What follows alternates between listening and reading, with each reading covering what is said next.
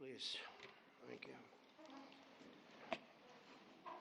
I want to begin by just saying we're doing extremely well in Iran. The difference between them and us is they had a Navy 2 weeks ago. They have no Navy anymore. It's all at the bottom of the sea. 58 ships knocked down in 2 days. And we have the greatest Navy anywhere in the world. It's not even close. But we are doing really well. We're not going to let them have nuclear weapons, because if they had them, they'd use them, and we're not going to let that happen. Should have been done a long time ago by other presidents. So it's an honor to be here. This is fun. And these are great athletes standing behind me, great coaches, general managers, great people, and a great superintendent. Hello, superintendent.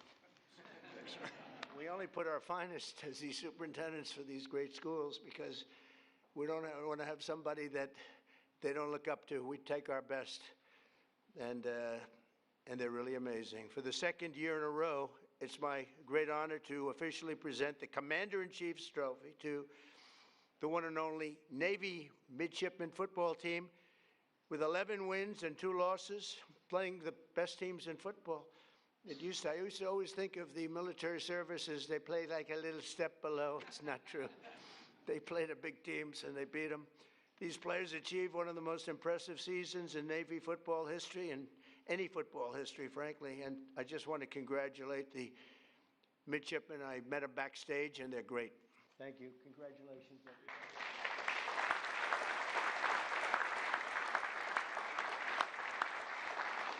You know, when I mentioned the Navy that we just destroyed, I said, "Are they good ships?" "Yeah, they're great ships."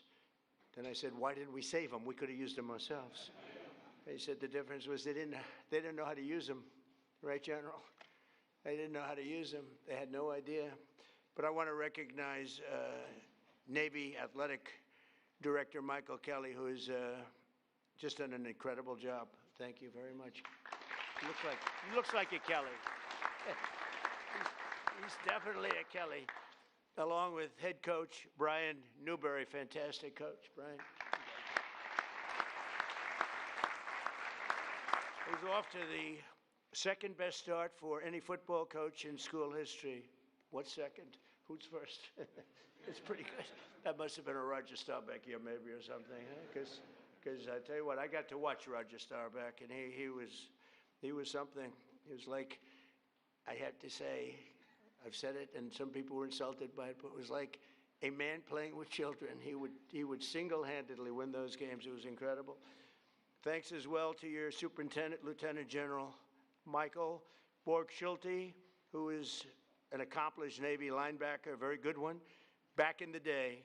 We're also pleased to be joined by Secretary of War Pete Hegseth. Now, I don't know if Pete's here because I actually told him he had an option, be in the sit room, you know, the famous situation, or be up here.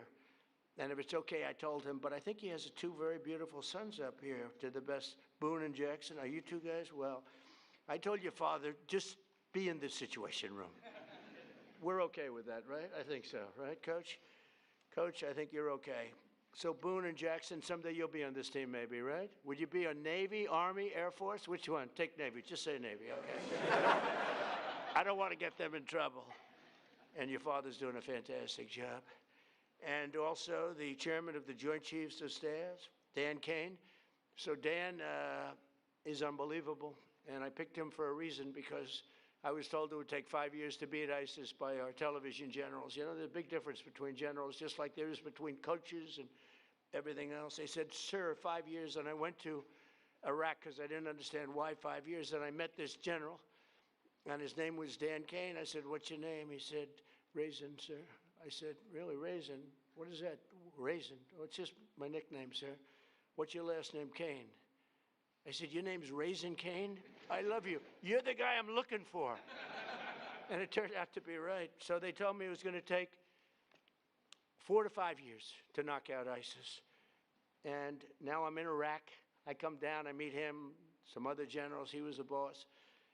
And I said, "How long would it take for you to knock out ISIS?" He said, 4 weeks, sir. I said, 4 weeks? They tell me 4 years, maybe 5. He said, "Well, whatever they want, sir. They're the boss. I'm just here. But you can do it in 4 weeks, sir. And you'll have time left over. I said, you got to be kidding.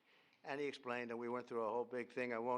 Well, nobody in this room would be bored by it. Actually, you'd like to hear every word. I'll tell you every word of it. But bottom line, I said, let me go back.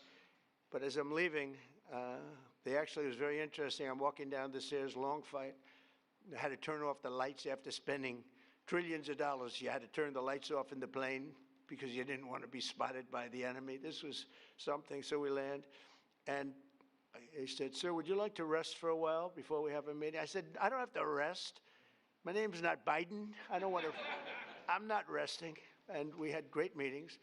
And then I got back on the plane. I said to him, so, General, you say 4 weeks. We mean that, right? 4 weeks, sir, and you'll have time left over. He said, I'll call you on Monday when I get back. And I called him. I said, you still feel that way, General? He said, yes, sir. And I let him do it. He did it in less than 4 weeks. He defeated ISIS. It was amazing. What a difference. You know, I always say, what a difference the president makes. The border. They said, it can't be done without Congress. It will take years. We did it in about 3 weeks. We have a border that's now 9 months in a row. Nobody's come into our country illegally. I'm not even sure if that could be right. But the Democrats keep the stats. So they say, I mean, they have 0 people came in through our border. You see it, right? And I said, the president makes a big difference. Well, the generals make a big difference, too. But I told him, I said, Dan, if you don't mind, stay in the Situation Room and you watch all those attacks that we're hitting those guys with, and they don't know what's happening. Their Navy's gone, their Air Force is gone, their anti-aircraft is all gone, it's all gone, their radar is all gone, their leaders are all gone, the next set of leaders are all gone, and the next set of leaders are mostly gone, and now nobody wants to be a leader over there anymore. We're having a hard time. We want to talk to them, and there's nobody to talk to. We have nobody to talk to, and you know what? We like it that way.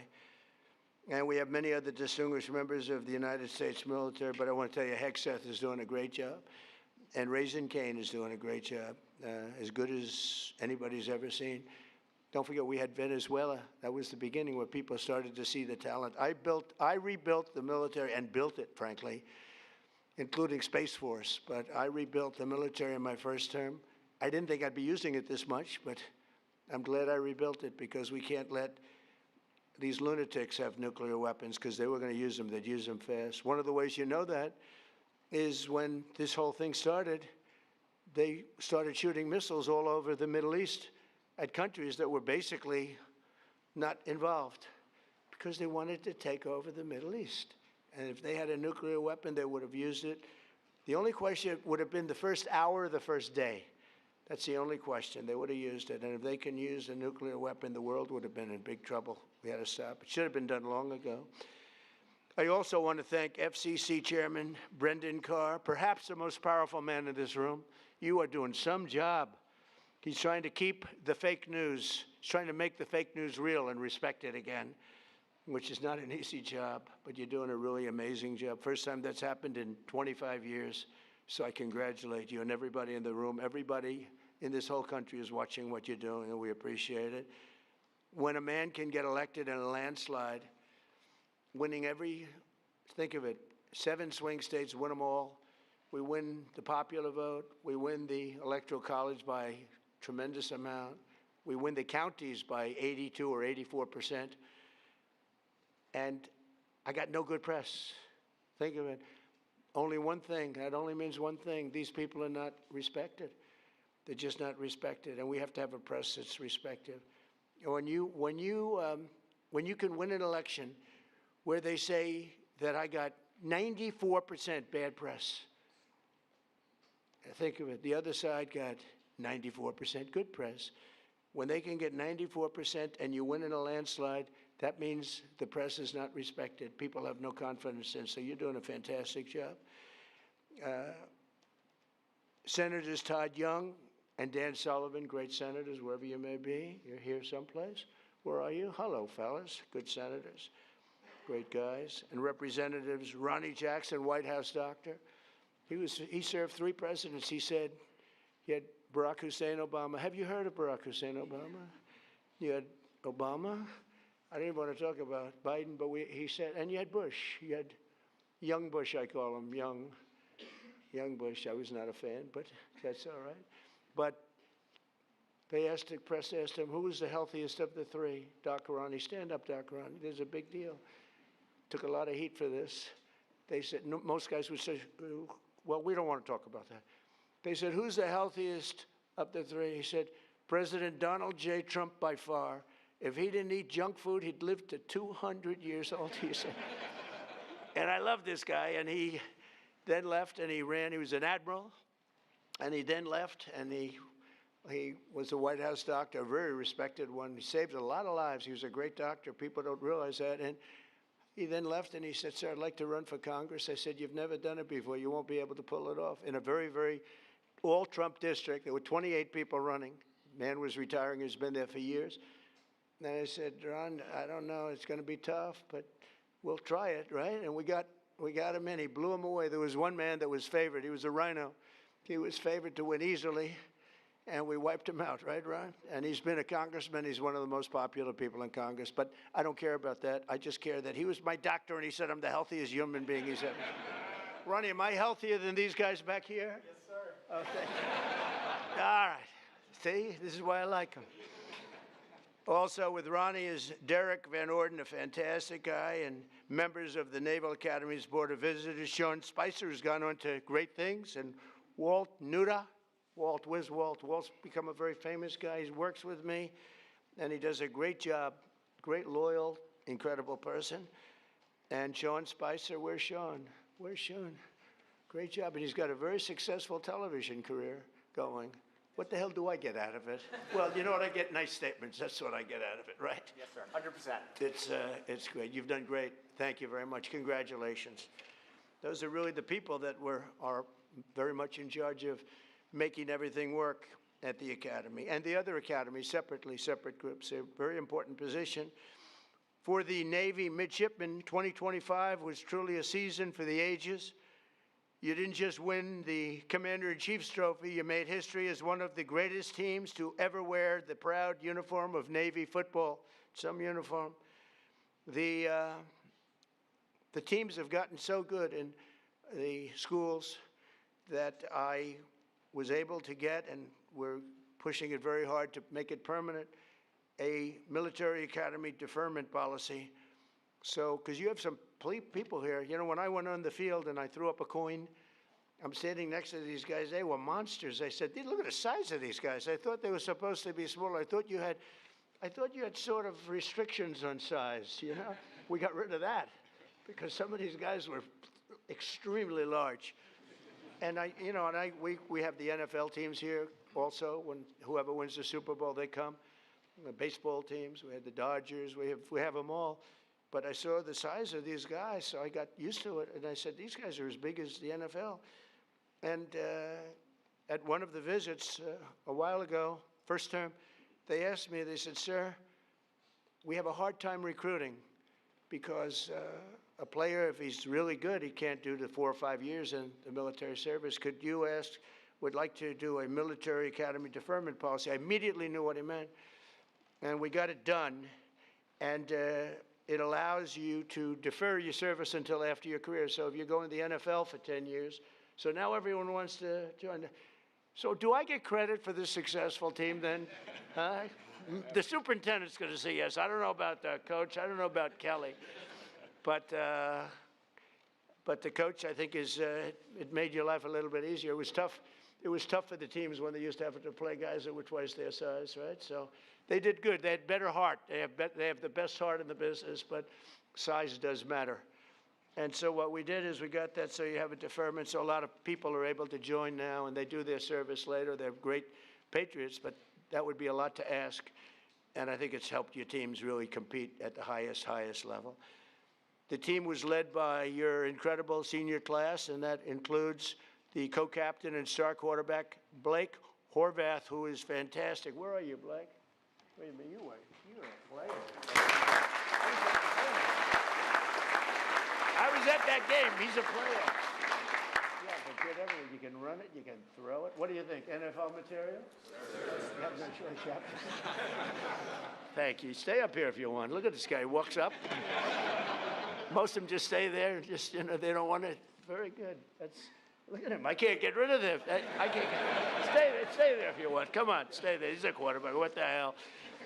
But he ends his college career as one of the most accurate Navy quarterbacks of all time with an astounding almost 60% completion rate, second only to the man we just spoke about, Roger Staubach, who was unbelievable. He was unbelievable. He served 5 years, and then he came in, and came in at like 27 or something, and he was phenomenal as an NFL player.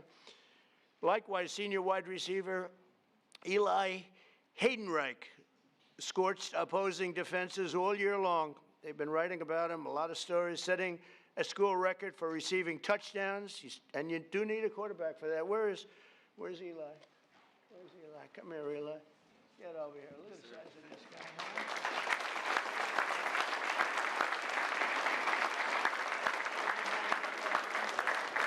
They're all saying he's got NFL. Pretty good. I see by the size of those hands you have no trouble catching that ball. Beautiful. And we're going to bring them down to the Oval Office. Nobody else. We don't have room for none of all these big shots that we have here. None of the senators, none of all these people. We're going to bring them down. We're giving them a special medal, a beautiful medal, a very expensive medal that if I see it on eBay tonight, I'll be extremely upset. All right, so we're going to all march down there later. Congratulations. Thank you very much. That's great. Very nice that you say that. The whole team is pointing at you. Are you looking to go NFL if you can? Yes, sir. I'm hoping to. Okay, good. That's great. I'll bet you make it.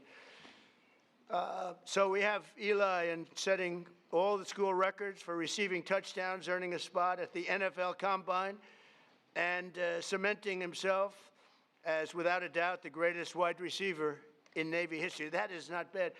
Did you do the Combine? Yes, sir. How did you find it? Were you impressed by the athletes? I was, yes, sir. Were you as good as them? I like the. Were you better? They're all saying they like you. They're all saying he's better. Good. I can see it. We're going to watch, okay? We're watching all you guys. And let's not forget one of the strongest athletes the Navy has ever seen. Oh, this is the guy I want to meet. Who was named a first-team All-American. You can't do better than that. On 5 different organizations. So 5 groups named a first-team All-American. Senior lineman and co-captain Landon Robertson. Where's Landon? Where's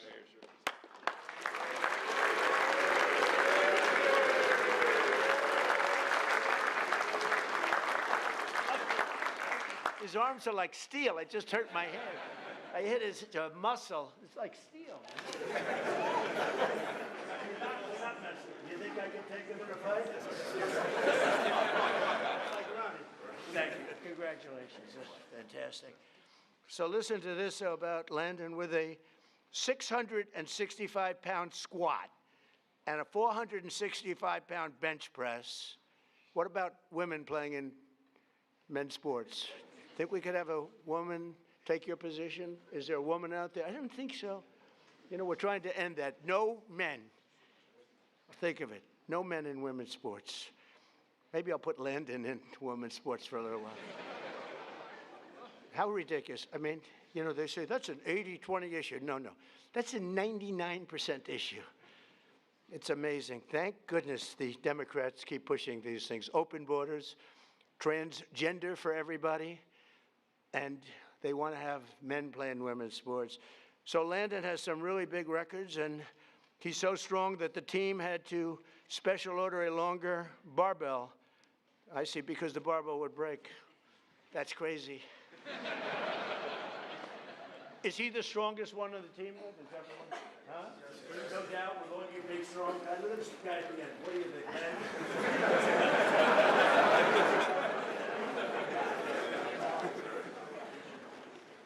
So thank you very much. We have a lot of fun at these things. I love sports, and I love athletics, and I love competition.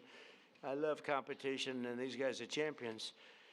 But perhaps no single player better represents the heart and soul of this team than your 5'9", 174. I love those guys.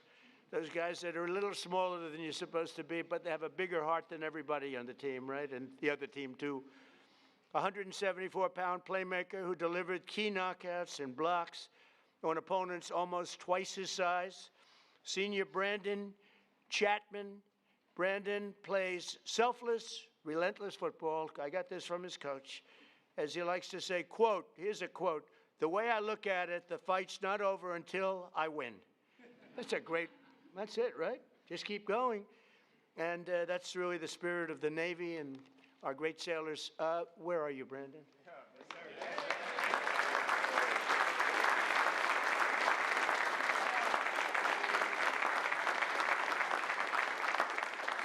They love him. Boy, I tell you, you don't have players like that. You don't win. You just can't win. You need people like Brandon, and they all have that big heart. It's very tough when you get into that elite group. When you beat those schools that are big and powerful, it's a pretty amazing thing. This group of winners opposed and opened the 2025 season with 7 straight victories, including a thrilling win over one of your top rivals. It's always tough, too, Air Force. Coach, Air Force is always tough. What is that? I mean, they're always tough. You beat them, but they always seem to have a good record, and they always seem to do well, right? But no problem with this team, right? What was the score you won by, Coach? Was it a close game or not that close? 1 by 3. You won a couple of close ones, but you won. Doesn't really matter as long as you win, right? So that's great, Coach. But as every Navy football player knows, you don't make it to the White House unless you also triumph over Army on that second Saturday of December, which is the whole deal. I was at that game. It was amazing. It was an amazing game. The spirit, and I have to say, they introduced Trump. The place went crazy. There were no, let's give a little boo. There wasn't a boo in the house. Even the fake news couldn't say. I've gone to games where I would say I got 97%, but there might be one person, boo, boo. They cover that person. They interview that person becomes a star. But they couldn't find any person at that game. That was some game. It was some scene in the historic 126 Army-Navy football game. And again, something I really enjoyed. I love being there. I'll be there. Coach, I'll be there. You got to be back, Coach. We can't ever lose you. You'll be back, right? You better be back. Do whatever you do, Kelly. Get him signed, right? Speaking of that, and you get him signed, all right? But you battled back from a 2-score deficit to draw within 6 points in the fourth quarter. Now, I was there. It was looking not great. It was not looking great. Fellas, you know, I can't say I was rooting for you, but I did want to see that commander-in-chief deal. Is a big deal, right? And it only happens if you win, and it wasn't looking great. With time slipping away, Navy mounted one final drive, and you marched downfield, nearing the goal line after running back Alex Tesca broke loose into the secondary, which was amazing, for a huge 24-yard gain. Okay, where's Alex? Where's Alex? I saw Alex before.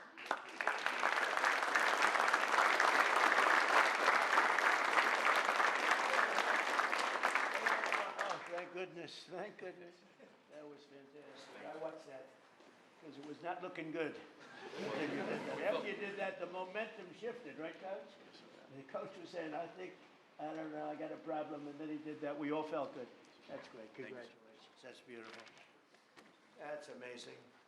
So Alex did his job, and he did a fantastic job. But every football player knows, every single one of them, that you don't have heart, you don't have that. You can have all the strength, like Brandon, you can have all the strength you want, but if you don't have heart, that's exactly what Alex showed, and he's another one that's known for that. Then 3 times the formidable Army defense held the line, and they really held it, making it 4th and goal, midshipmen.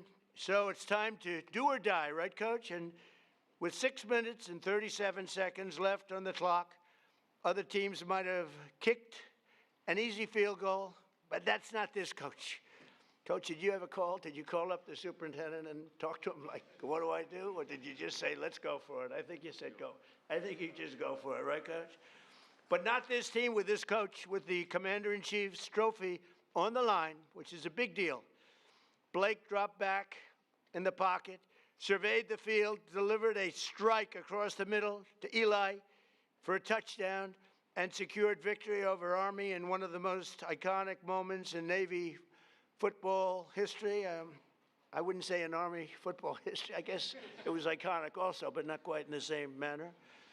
But I watched that. That was incredible. The annual Army-Navy game is truly one of the most special occasions in all of sports. But in recent years, the college football playoff expansion has encroached on this sacred 4-hour time slot traditionally reserved for Army-Navy.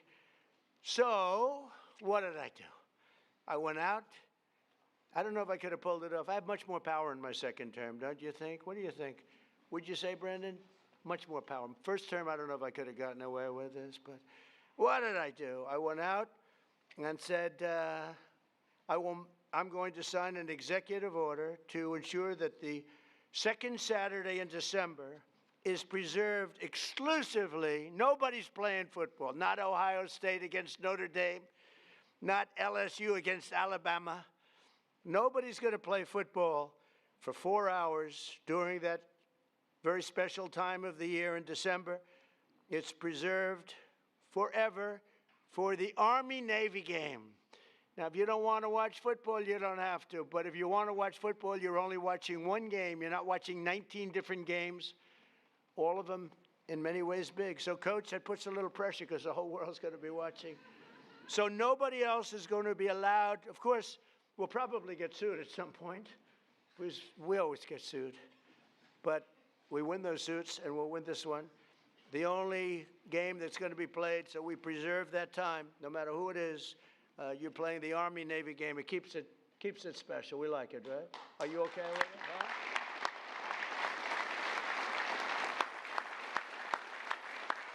And just simply, we don't want other college football games over, playing over us. And frankly, I'd always watch the Army-Navy game anyway, but you don't know. You get some of these games, they're pretty tough and pretty good, and they're pretty tough. And they'll be able to play, but they'll play after 7 o'clock, I think.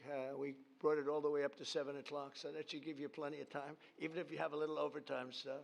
So it's great. It's just an honor to do because it's such an important tradition of our country. It's beyond football, actually. It's a tradition of our country. In 2 short months, the 28 seniors on this team will be commissioned as officers in the greatest military the world has ever seen. We have the greatest military in the world, the strongest, the greatest, and we're proving that when you can take Venezuela in a matter of minutes, put somebody on a helicopter that was well guarded with thousands of people with iron doors. Those doors were like plastic. The United States Navy, the Marines, the whole military, we have the greatest in the world. I was so proud of what I did, and I always loved Space Force because that was my baby. That has never happened. That hasn't happened in 81 years, a new force, and it hadn't happened. And I think we all agree that Space Force has become, you think, right, very important to the success that we're having even now. Over the past few weeks, the world has seen the true strength and might of our sailors and aviators as they fought in one of the most complex and successful military operations of all time against the Iranian regime. And it's amazing. It's not, I don't want to get too crazy here. Not a contest. It's not even a contest. They do whatever they want. They can't, they had a lot of great equipment. Russian equipment, Chinese equipment, they had plenty of money. That equipment was useless against us, useless. No force on earth can beat the American sailors or the American military. We're the strongest in the world by far. To those standing behind me who will soon be joining these missions, I say, sail fast, stay strong, and go Navy. And I just want to congratulate again this incredible team on the win of this trophy. It's not often that this trophy gets presented. You have to have a very special year to get it. And I'm going to sign the executive order right now and then invite Coach Newberry up to say a few words and talk about what a great team and what great individuals they are. So, Coach, I'll sign and then you take over, okay? Thank you very much.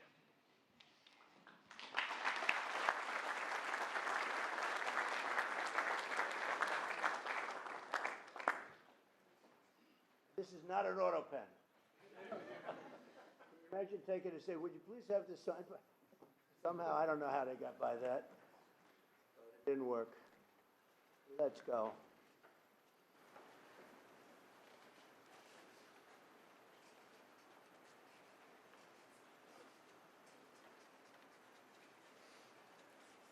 All right, it's a good one. We rate them. That's close to a 10, maybe a 10. See, fellas, you can see it first. That's pretty good, right?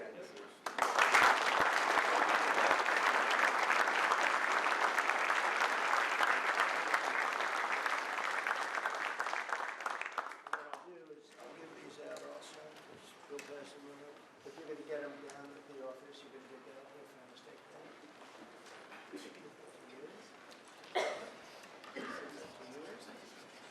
Coach, take over. Thank you very much.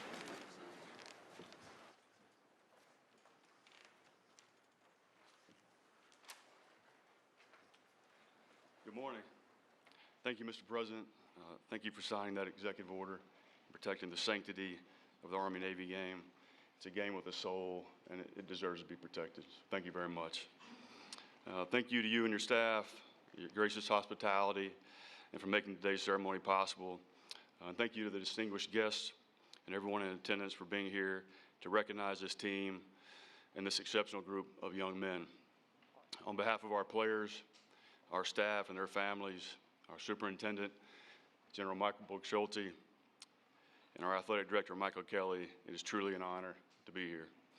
We're grateful and humbled to be back again. As I shared last year, it's been our goal to return to this stage many times during your tenure, Mr. President. There's no higher honor in our program than standing here representing the Naval Academy, the entire brigade of midshipmen, the Brotherhood, and all the men and women who serve and have served in our Navy and Marine Corps. These young men understand that wearing the Navy uniform comes with a responsibility greater than football. Each day they strive to live up to the core values of honor, courage, and commitment, and the standards of those who came before them. Leaders of character who have gone on to serve our country with distinction. What they accomplished this season is a direct result of that ethos and mindset. The players here on stage and to my left in the audience are some of the very best our country has to offer. In just a little over 2 months, these 28 seniors standing behind me will graduate and commission as officers in our Navy and Marine Corps under your command, Mr. President. They will do so with character, discipline, and the values that define this institution. I also want to recognize our fellow service academies, the United States Army and the United States Air Force. The rivalry we share is among the greatest traditions in college football, but it is grounded in deep and enduring respect, because we know that one day many of these young men may stand shoulder to shoulder in defense of our nation. The Commander-in-Chief's trophy represents the commitment, discipline, teamwork that define the future leaders and warfighters of our armed forces. Every day our players balance the demands of Division I athletics with the responsibility of preparing to serve as officers. That challenge forges the character this trophy represents. In our view, it is the most meaningful and honorable trophy in all of college sports. To our families, alumni, and the countless people who support the Naval Academy, thank you. Your belief in these young men and in what this institution stands for makes moments like this possible and special. Mr. President, thank you for hosting us today and for your continued support of the men and women who serve our great country. This time, I'd like to bring our two captains, Landon Robinson and Blake Horvath, up to present you with a couple of gifts. Great. Thank you.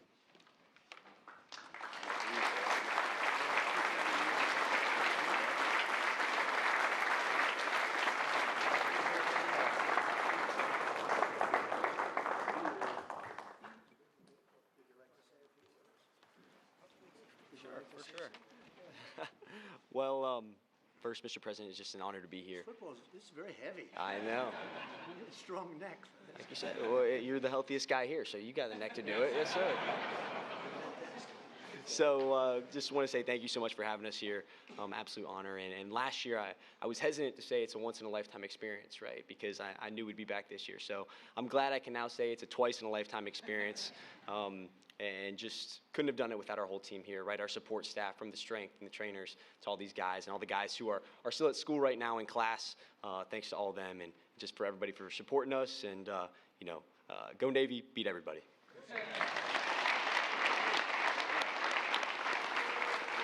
Absolutely. You know, first off, thank you, Mr. President, for the opportunity to be here. Blake said most of it, but I'm just so thankful to all my teammates and all my coaches for all the hard work they've put in. It's very hard to go 11-2 in a season, but I couldn't be more proud to play for Navy football, and I couldn't be more proud to represent the United States Naval Academy. So go Navy, beat Army forever.